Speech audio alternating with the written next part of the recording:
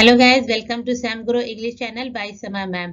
आज है English speaking course का 5वां दिन। आज के इस वीडियो में सीखेंगे present continuous tense. Present continuous tense यानी प्रेजेंट दिस टाइम में जो काम अभी तक हुआ नहीं है वो हमारा क्या कहलाता है, कॉन्टिन्यूअस टेंस यानी प्रेजेंट कॉन्टिन्यूअस है। और सेंटेंस के लास्ट में क्या आएगा, रहा है, रहे हैं, रही है। यानी कि जो काम अभी तक हुआ नहीं है वो काम चल रहा है, तो उस सेंटेंस में आता है रहा है, रहे है, रही है। तो वो हमारा क्या कहलाता है, प्रेजेंट कॉन्टिन्यूअस टेंस। सबसे पहले क्या है, अफर्मेटिव सेंटेंस यानी सकारात्मक सेंटेंस। इसका स्ट्रक्चर क्या होगा, subject is, are, am, verb की फोर्थ फॉर्म। सबसे पहले कि सब्जेक्ट सब्जेक्ट अगर सिंगुलर होगा तो इस का यूज होगा, सब्जेक्ट प्लूरल होगा आर का यूज होगा, और आई के साथ हमेशा एम का यूज होता है। फिर उसके बाद वर्ब की फोर्थ फॉर्म यानी आईएनजी फॉर्म। जिस वर्ब के आगे आईएनजी का यूज होगा वो हमारा क्या कहलाता है, वर्ब की फोर्थ फॉर्म। फिर उसके बाद है अदर वर्ब। देखिए, वो मैदान में दौड़ रहा है, दौड़ रहा है यानी सेंटेंस के लास्ट में क्या है, रहा है का यूज है। और सब्जेक्ट हमारा क्या है, वो, यानी कि वो मैदान में दौड़ रहा है। तो he is running in the ground. ही हमारा क्या है, सिंगुलर सब्जेक्ट है। देखिए यहाँ पे लिखा है ना, ही, शी एंड इट हमारे सिंगुलर सब्जेक्ट होते हैं। तो ही मैंने क्या किया, ही सिंगुलर सब्जेक्ट के साथ इज का यूज होगा, तो ही इज। उसके बाद स्ट्रक्चर के अकॉर्डिंग चलिए, देखिए सब्जेक्ट हमारा क्या है, सिंगुलर सब्जेक्ट है तो सिंगुलर सब्जेक्ट के साथ क्या लगेगा, इज लगेगा। ही इज रनिंग। फिर उसके बाद मैंने क्या कहा, वर्ब की फोर्थ फॉर्म रन। रन की फोर्थ फॉर्म क्या है, running. He is running in the ground. Next क्या है, तुम खाना खा रहे हो। तुम खाना खा रहे हो, सेंटेंस के लास्ट में क्या है, रहे हैं का यूज आया है, यूज हुआ है, तो क्या होगा, यू आर ईटिंग फूड। तो यहाँ पर देखिए आपने क्या देखा, यू, यानी कि सब्जेक्ट हमारा क्या है, यू है। तो यू हमारा क्या है, प्लूरल सब्जेक्ट है। देखिए यहाँ पे लिखा है ना, यू, वी एंड दे हमारे क्या है, प्लूरल सब्जेक्ट है। तो यू के साथ हमने क्या कहा, प्लूरल सब्जेक्ट के साथ आर का यूज होगा, तो यू आर ईटिंग फूड।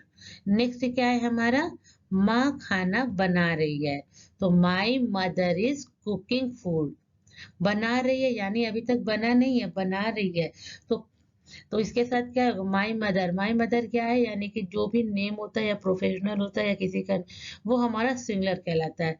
तो उसके साथ सिंगुलर सब्जेक्ट के साथ क्या लगेगा, आई, इसका यूज होगा। तो my mother is cooking food. Next देखिए, रोहन पतंग उड़ा रहा है। तो देखिए सेंटेंस के लास्ट में रहा है का यूज है, और सब्जेक्ट क्या है हमारा, रोहन है। रोहन हमारा क्या है, एक सिंगुलर सब्जेक्ट है। तो सिंगुलर सब्जेक्ट के साथ क्या यूज होगा, इसका यूज होगा। तो Rohan is flying the kite. तो मैं अपना काम कर रही हूँ। देखिए सेंटेंस के लास्ट में रही है यानी अभी तक कर रही हूँ, अभी तक काम हुआ नहीं है। तो फिर सब्जेक्ट हमारा क्या है, सबसे पहले तो इससे समझते हैं कि रहा है, रही है, तो हमारा कॉन्टिन्यूअस टेंस है, प्रेजेंट कॉन्टिन्यूअस टेंस है।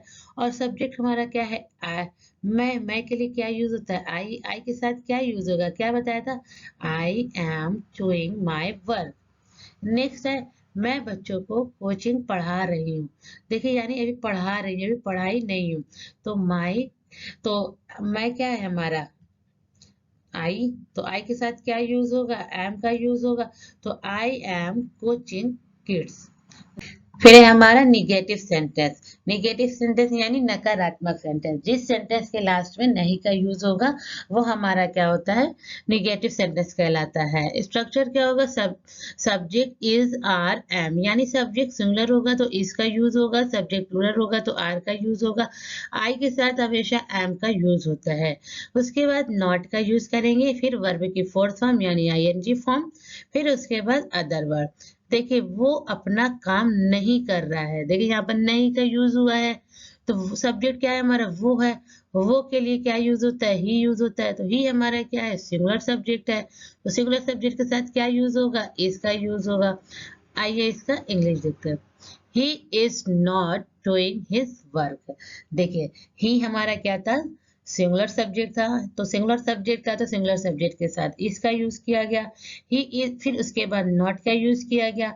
ही इज नॉट डूइंग, यानी डू की फोर्थ फॉर्म क्या हो गई, डूइंग हो गई। He is not doing his work, अपना काम, हिज वर्क। तो he is not doing his work.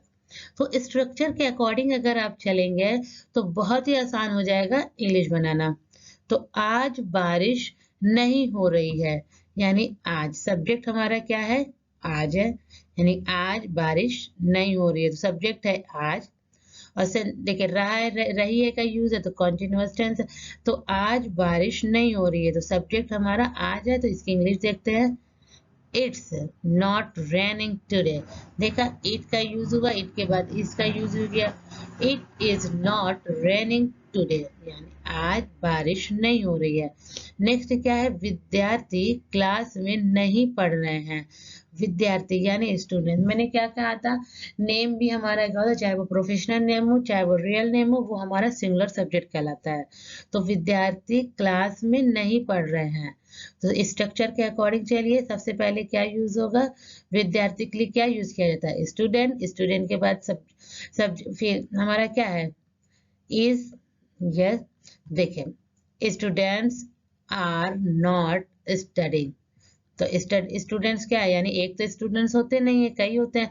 तो स्टूडेंट्स, उसके बाद क्या है, आर का यूज किया गया क्योंकि यहाँ पर प्लूरल है। स्टूडेंट एक एक को तो वो बोलेंगे नहीं, कई स्टूडेंट यहाँ पर पढ़ रहे हैं, तो यहाँ पे पढ़ रहे हैं, पढ़ रहे से क्या लग रहा है कि एक स्टूडेंट नहीं है, कई स्टूडेंट पढ़ रहे हैं।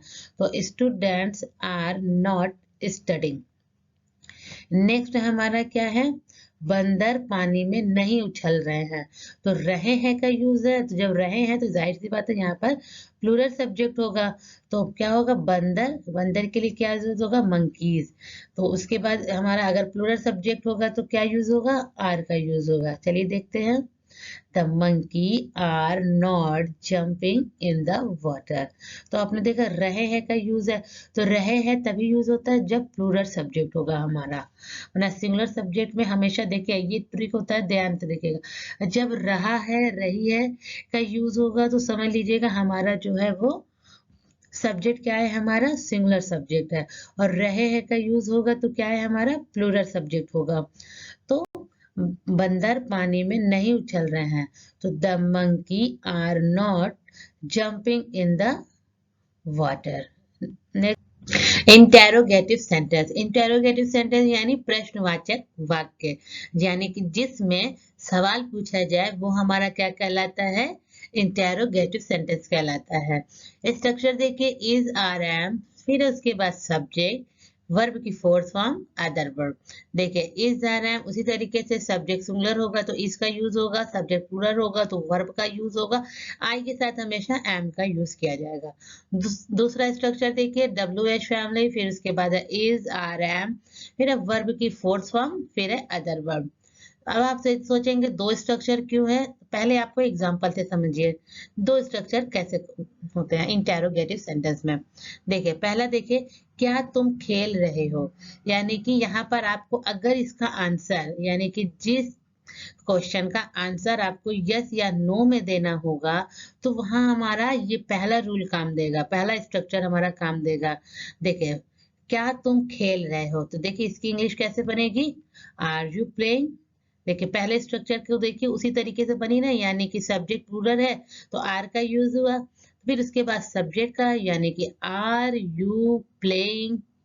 समझ में आया, यानी कि जब भी किसी क्वेश्चन का आंसर यस या नो में देना होगा तो वहां पर हमारा ये पहला स्ट्रक्चर काम देगा, आर यू प्लेइंग। फिर है नेक्स्ट देखिए, तुम क्या खेल रहे हो। अब यहाँ पर आपको यस या नो के नहीं बताना है कि यस या नो, यहाँ पर आप बताएंगे कि आप क्या खेल रहे हैं, यानी कि जब भी किसी क्वेश्चन को उसका रीजन बताना पड़ेगा या उसका कोई नेम बताना पड़ेगा, आप क्या कर रहे हो, क्यों कर रहे हो, तो वहां पर हमारा ये दूसरा स्ट्रक्चर काम देगा, डब्ल्यू एच फैमिली, फिर उसके बाद इज आर एम, वर्ब की फोर्थ फॉर्म, अदर वर्ब।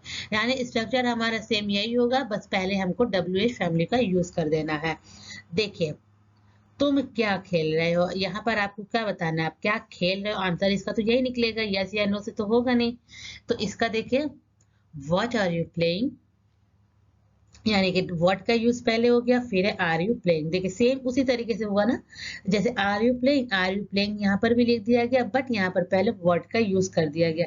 हमेशा ध्यान दीजिएगा जब भी किसी क्वेश्चन को यस या नो से देना पड़े आंसर उसका, तो वहां पर हमारा are you is are am पहले आ जाएगा, फिर उसी के अकॉर्डिंग सब्जेक्ट के अकॉर्डिंग, फिर उसके बाद हमारा वर्ब की फोर्थ फॉर्म, फिर है अदर वर्ब। अगर हमारा स्ट्रक्चर यानी तुम्हें किसी चीज का आंसर, उस क्वेश्चन का आंसर तुम्हें रीजन से देना पड़ेगा, तो तुम्हें WH फैमिली को पहले का रखना पड़ेगा। नेक्स्ट देखिए, क्या वो मुझसे कुछ कह रहा है? तो देखिए यहाँ पर भी आंसर क्या निकलेगा, पहले इंटेरोगेटिव में एक चीज का आपको फोकस जरूर करना पड़ेगा कि हमको आंसर कैसा देना है, यस या नो से आंसर उसका देना पड़ेगा या रीजन देकर। तो देखिए, क्या वो मुझसे कुछ कह रहा है? तो कह रहा है यानी कि यहाँ पर क्या पूछा जा रहा है, क्या वो मुझसे कुछ कह रहा है? यस या नो से ही आंसर निकल रहा है, तो इसका देखिए, is he telling me something. यहाँ पर आंसर अगर होगा तो यस या नो, हाँ मुझसे कुछ कह रहा है। तो नेक्स्ट हमारा क्या है, वो मुझसे क्या कह रहा है। अब यहाँ पर अगर कोई पूछे तो यहाँ पर तो बताना पड़ेगा ना क्या कह रहा है, वो मुझसे क्या कह रहा है। तो इसका देखिए, what is it telling me.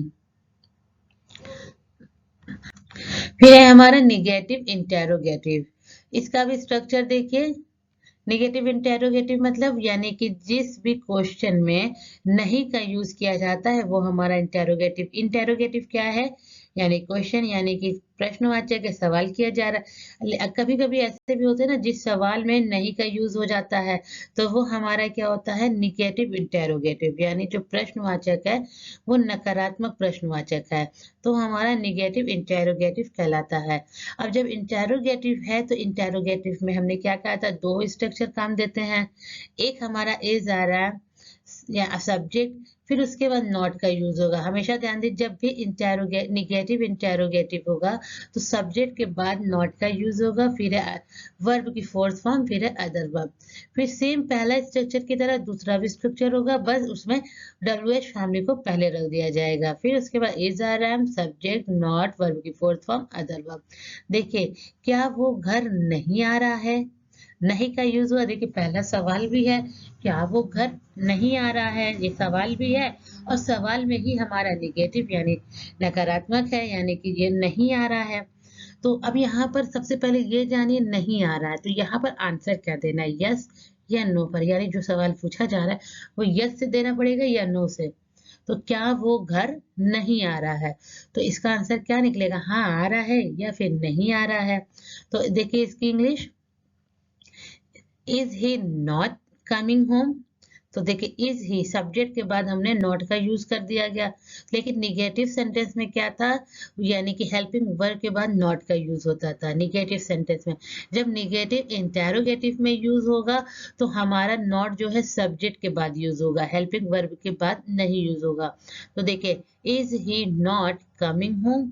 अब दूसरा देखिए, वो घर क्यों नहीं आ रहा है। अब यहाँ पर जो सवाल है वो हमारा रीजन का है कि वो घर क्यों नहीं आ रहा है, यहाँ पर बताना पड़ेगा क्यों नहीं आ रहा है। तो इसका इंग्लिश देखिए, why is he not coming home. तो वाई WH फैमिली हमारी पहले हो गई, वाई, फिर पहले स्ट्रक्चर के अकॉर्डिंग फिर भी हम लोग चले ना, why is he not coming home. देखिए, क्या तुम उससे पूछ नहीं रहे हो, तो यहाँ पर क्या है हमारा, यस या नो से देना पड़ेगा। तो इसकी इंग्लिश क्या होगी, are you not asking him. तो दूसरा हमारा क्या है, तुम उससे क्या पूछ नहीं रहे हो।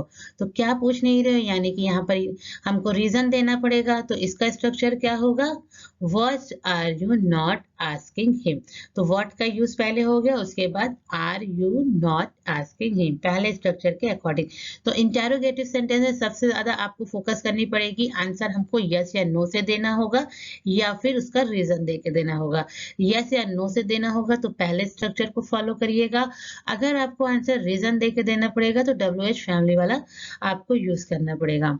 अगर हमारे चैनल में पहली बार विजिट कर रहे हैं तो चैनल को सब्सक्राइब जरूर कर दीजिएगा। मिलते हैं नेक्स्ट वीडियो में, तब तक के लिए take yourself, keep your smiling. Thanks for watching.